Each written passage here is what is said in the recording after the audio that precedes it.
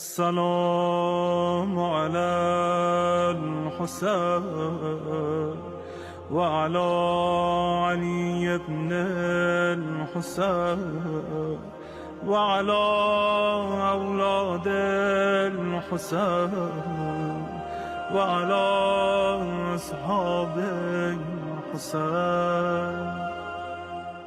اللهم خص أنت أول ظالم باللعن مني وابدأ به أولا، ثم العن الثاني والثالث والرابع.